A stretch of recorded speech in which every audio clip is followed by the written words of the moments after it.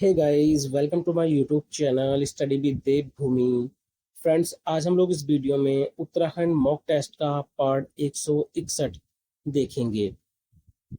इस सीरीज में आपको उत्तराखंड जीके के मोस्ट इंपोर्टेंट क्वेश्चन देखने को मिलते हैं, जो आपको यूके पीसीआर और यूके ट्रिपल एससी के जैसे व्यक्तिक सहायक, कनिष्ठ सहायक, सीचपाल, वन आरक्षी, उत्तराखंड पुलिस आरक्षी, उत्तराखंड फॉरेस्ट गार्ड, जितने भी आपके ग्रुप सी के एग्जाम होने हैं उन सभी में ये क्वेश्चन आपकी काफी मदद करेंगे।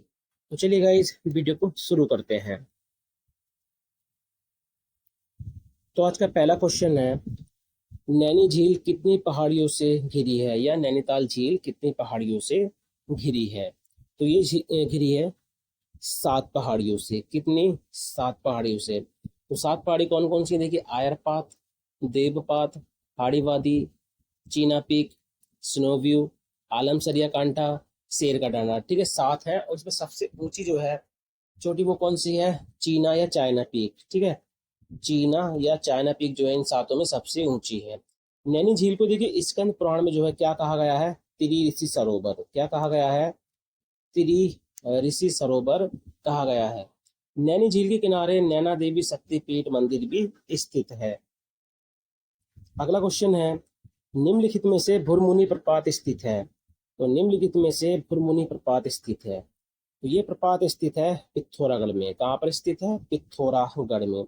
पिथौरागढ़ में इसके अलावा बिरथी प्रपात है, भेल छड़ा है। ठीक है, भेल छड़ा प्रपात, तो ये भी पिथौरागढ़ में ही स्थित है।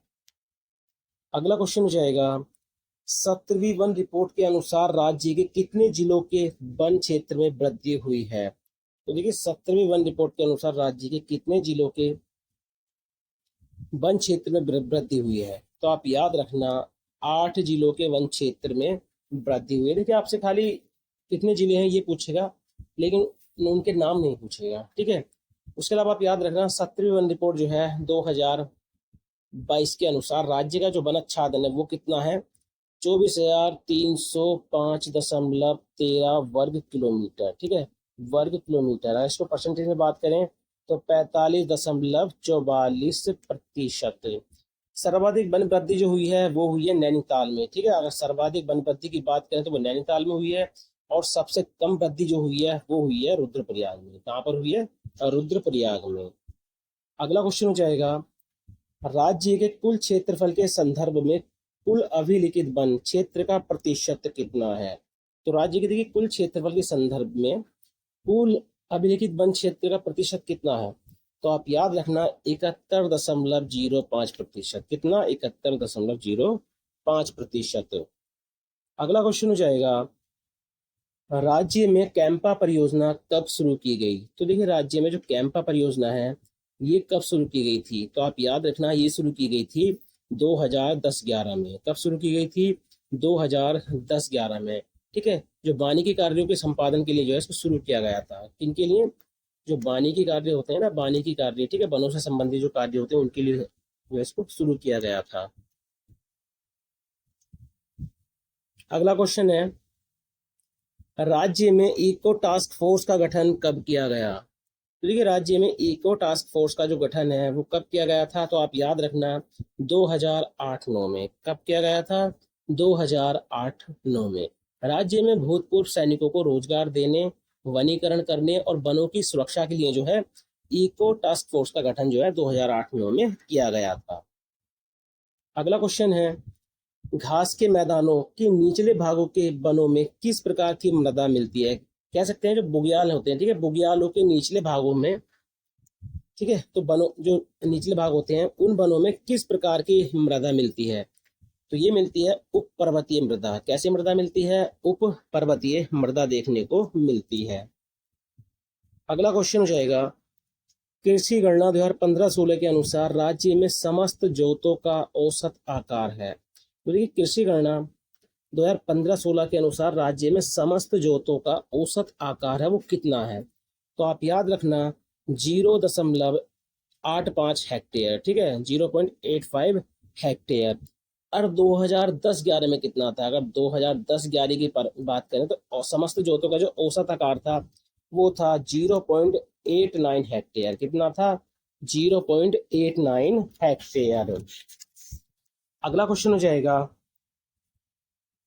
राज्य में सर्वप्रथम आलू की खेती शुरू की गई। तो देखिए राज्य में सर्वप्रथम जो आलू की खेती शुरू की गई थी वो कहाँ पर की गई थी?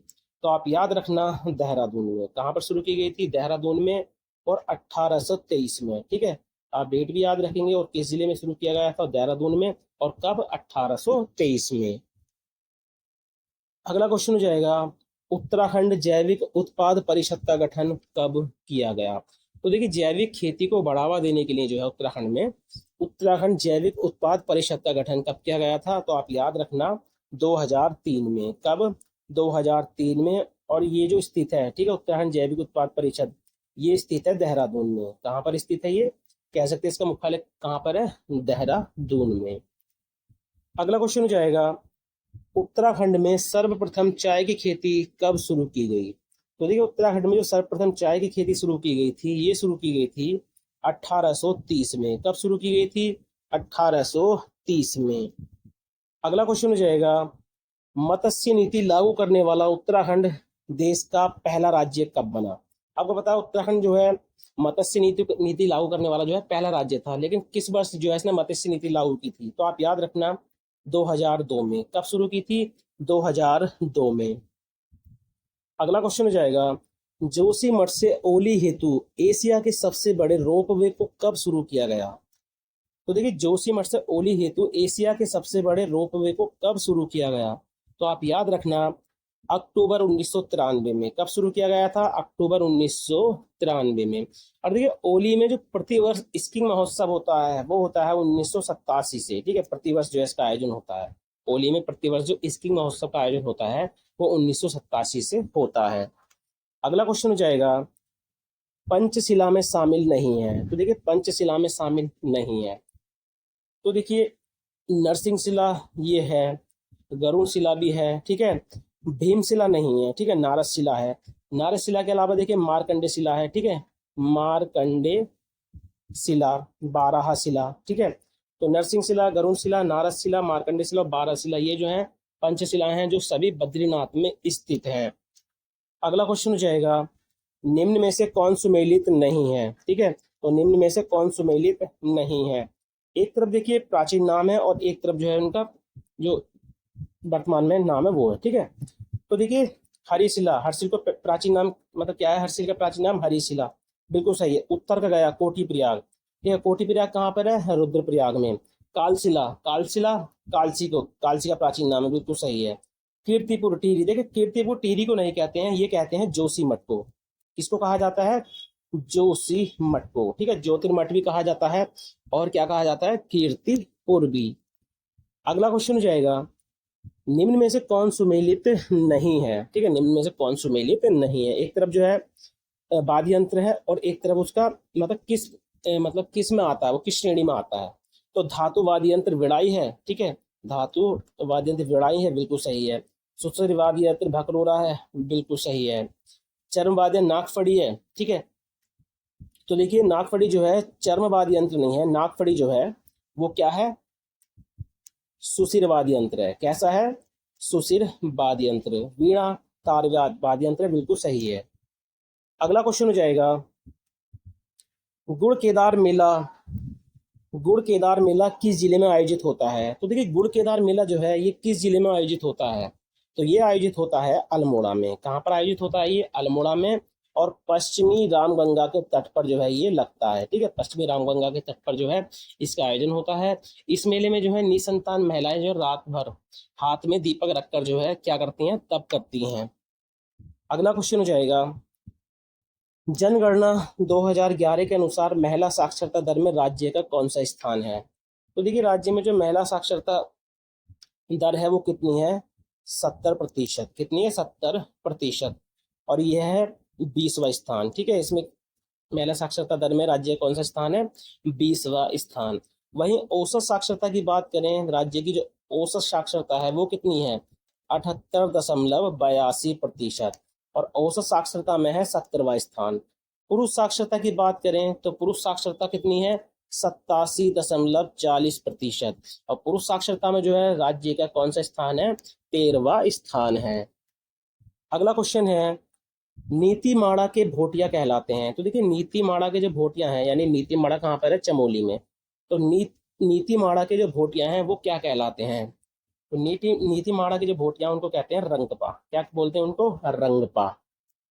अगला क्वेश्चन हो जाएगा, दास्तान ए हिमालय पुस्तक के लेखक हैं। तो देखिए दास्तान ए हिमालय पुस्तक जो है, इसके लेखक कौन है? तो इसके लेखक हैं शेखर पाठक। कौन है? शेखर पाठक। शेखर पाठक की जो महत्वपूर्ण पुस्तक है, द चिपको मूवमेंट। कौन सी है?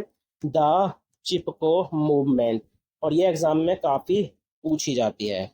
तो गाइज ये थे आज के उत्तराखंड जीके के 20 मोस्ट इंपोर्टेंट क्वेश्चन, जो आपको यूपी पीसीएस और यूपी टपरसी एग्जाम में आपकी काफी मदद करेंगे।